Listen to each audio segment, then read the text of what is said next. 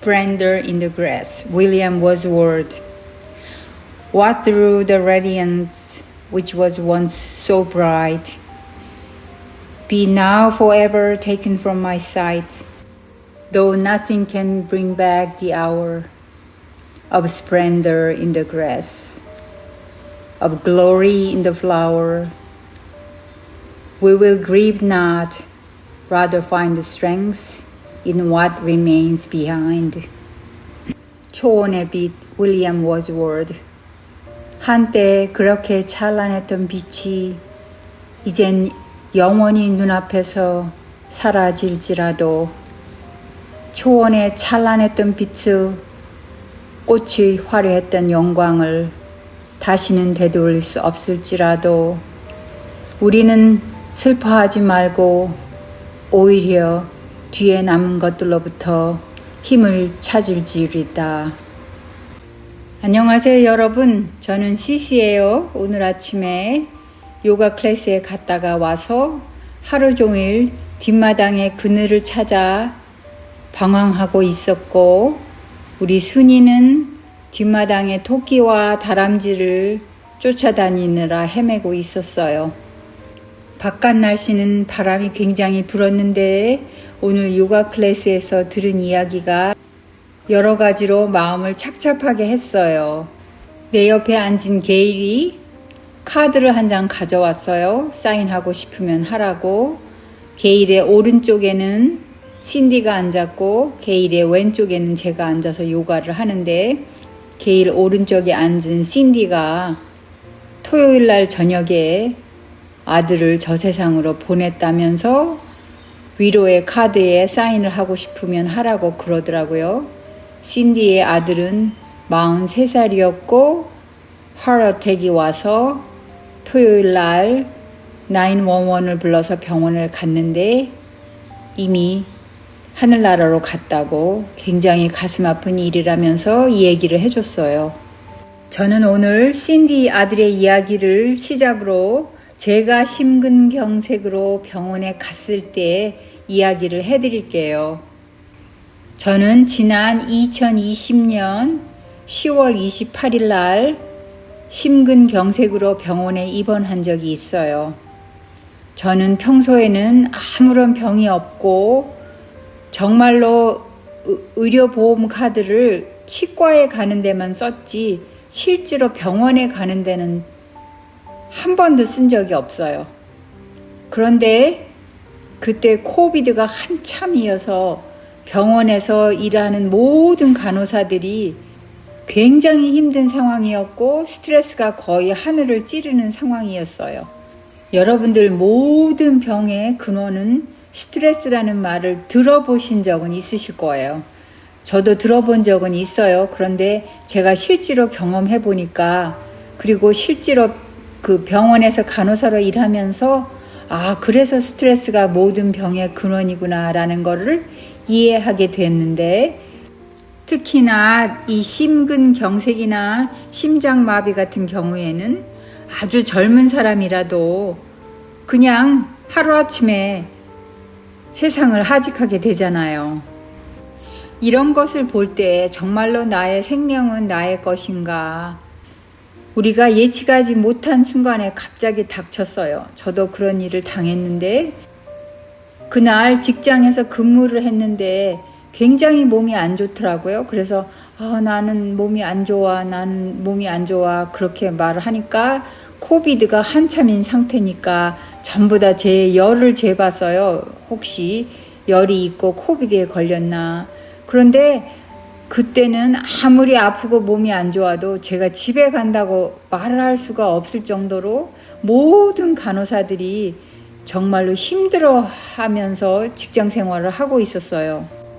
그렇게 그날 쉬프트를 겨우겨우 마치고 집에 돌아왔는데 뭐를 먹으려고 그래도 먹는 것이 넘어가지도 않고 몸이 정말로 별로 안 좋아서 바로 집에 누웠어요.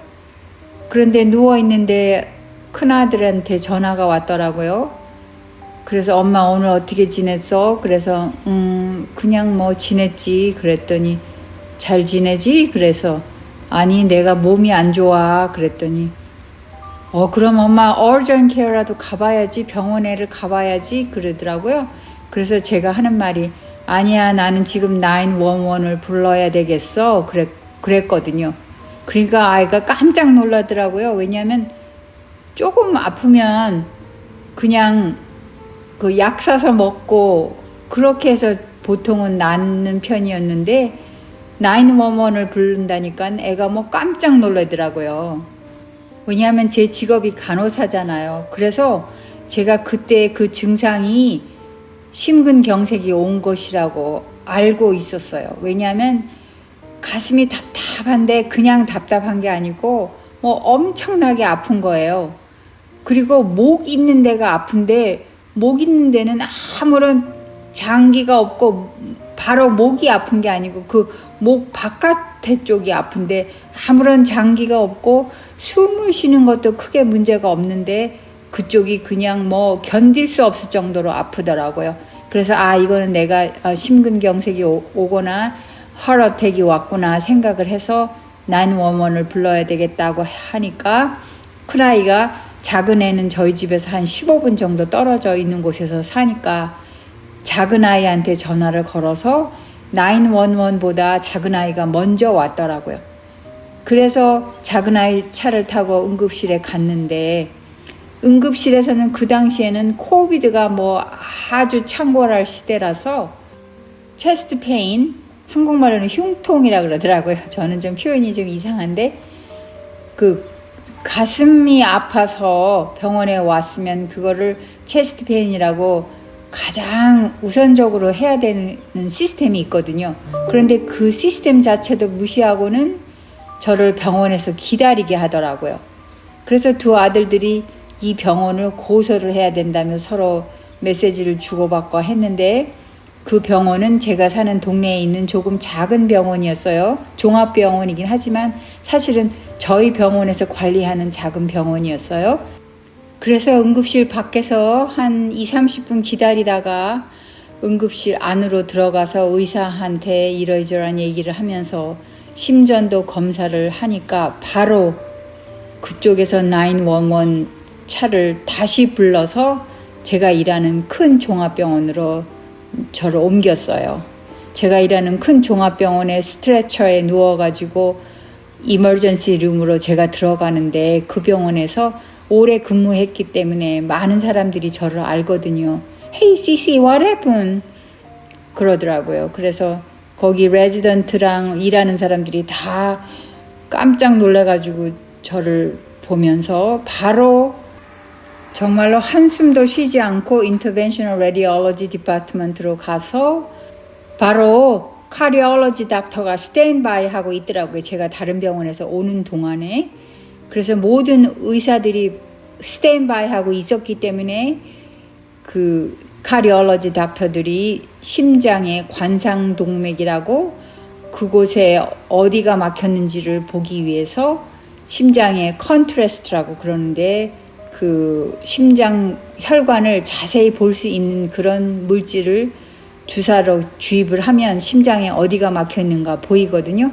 그래서 그 심장 막힌 부분을 뚫는 스텐트 시술이라 그래요. 한국 분들도 많이 아시더라고요. 그래서 스텐트 시술을 했는데 그 시술을 하는데 그 수술대 같은 곳이죠.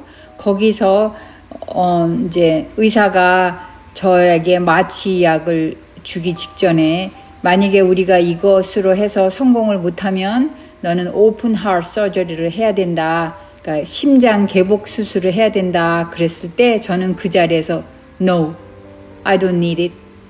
If you cannot fix this, just let me go.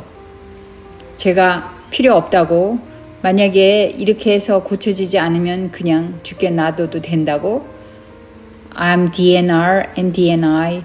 Do not intubate it. Do not resuscitate it. 그렇게 의사한테 말했더니 의사가 씩 웃더라고요. 그거는 정말로 목숨이 왔다 갔다 하는 상황인데도 저는 그것을 아주 클리어하게 명확하게 말했어요. 더 이상은 하지 말라고. 중환자실에 몇십 년을 근무해 본 사람은 왜 그런지 아실 거예요. 그렇게 해서 LAD, Left Anterior Descending Blood Vessel, 심장에는 관상동맥이라고 이야기할 수 있는 커다란 동맥이 3개가 있는데 그 중에서 LAD가 가장 크고, LAD는 특별한 닉네임이 있어요. 별명이 있어요. 그 LAD의 별명은 위도우메이커라 그래요. 그러니까 과부 만드는 핏줄이다 이 말이에요. 사람들이 갑자기, 특히나 남자분들이 갑자기 돌아가셔서 과부를 만드는 핏줄, 그 LAD의 별명이 위도우메이커예요. 그렇게 해서 심장 스텐트를 하고 병원에 3일 정도 있다가 퇴원을 했는데, 사실은 저는 원래 지병이 없기 때문에 한 2, 3일 후 고작해도 한 2-3주만 쉬었다가는 다시 병원에 나갈 수 있을 줄 알았어요. 그런데 밥맛도 없고 항상 뭔가 체했다는 기분 있죠. 소화불량이라는 기분. 그런 기분이 계속 남아있더라고요. 그래서 카디올로지 닥터를 만나러 가서 얘기를 했더니 그분이 뭐라 그러시냐면, 너 심각한 심장마비가 왔었던 거야 그러더라고요. 그래서 그런 건 알지. 그래, 원래 지병이 없으니까 그런 건 알지. 그래서 뚫었잖아. 그랬더니 이미 심근경색이 왔을 때 심장에서 그 피를 공급해주는 그런 혈관이 막혔을 때는 그 혈관 주위에 근육이 죽는다는 거예요. 그런데 혈관 주위의 근육이 죽은 영향 때문에 네가 그렇게 항상 체한 기분이거나 체스트 페인이 약간 아직도 있거나 그렇기 때문에 리헵, 재활 치료를 해야 된다는 것이에요. 그래서 저는 재활 치료를 4개월 동안 했어요. 재활 치료라는 게 다른 것이 아니고 운동하러 가가지고 온몸에 EKG 그 선을 꼽아놓고 운동을 하는 거예요. 그래서 스트레스 테스트라고 하기도 하는데, 그 몸에 운동을 하거나 스트레스를 했을 때 심장이 어떻게 반응을 하는가, 그렇게 해서 심장이 정상적으로 반응을 할 때까지는 거의 3-4개월이 걸린 거예요. 그렇게 해서 재활치료를 4개월 한 다음에 다시 병원에 출근을 하게 됐어요. 재활치료를 4개월 동안 하는 동안에는 병원에서는 월급은 100% 나왔고, 그리고 병원비는 그 전에 얘기했던 것처럼 생각보다 꽤 많이 나왔지만 보험에서 모두 많이 커버를 해서 그렇게 크게 어렵지는 않았어요. 여기서 제가 여러분에게 말씀드리는 것은, 나이가 들어가면서 심장이 생각보다 건강하지 않아요. 그렇기 때문에 너무 심한 운동을 하는 것도 좋지 않고, 가장 좋지 않은 것은 심한 스트레스를 받는 거는 더욱 좋지 않고, 저는 그 사건 이후로는 정말로 세상에 대한 허무함, 내가 이렇게 갑자기 죽으면 이 집의 모든 지저분한 것들, 쓰레기는 누가 처리해야 되나 싶어서 그때부터는 집안에 쓰레기를 버리는, 집안에서 내가 가지고 있는 것들을 줄이는 생활을 시작을 했고, 그리고 또 한 가지는 제가 유튜브 개설을 그때 했어요.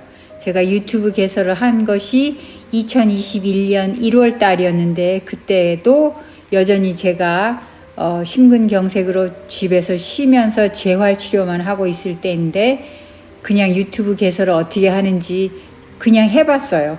그리고 실제로 비디오로 올린 거는 그 다음 해에 생일 선물로 드론을 받으면서부터 실제로 비디오 테이프를 올리기 시작을 했는데, 그때 비디오 테이프를 올릴 때 제 마음은 무슨 마음이었냐면, 유튜브를 통해서 돈을 번다는 건 물론 꿈도 꾸지 않았고, 디지털 에세이, 제가 남은 자식들에게 영상으로 내 삶을 되돌아보면서 내 삶에서 그냥 이야기하고 싶은 것들을 시작을 했어요. 지금은 나의 타겟 어디언스나 또 나의 타겟 어디언스들이 원하는 그런 내용들이 조금 생겨서 그런 쪽으로 어떻게 비디오를 찍을까 생각도 많이 하긴 하지만 시작은 그랬어요. 그냥 나의 생활 이야기를 영상으로 남기면 내가 죽은 다음이라도 아이들이 유튜브를 찾아서 나를 볼 수 있겠구나, 그런 생각을 하고 시작을 했어요.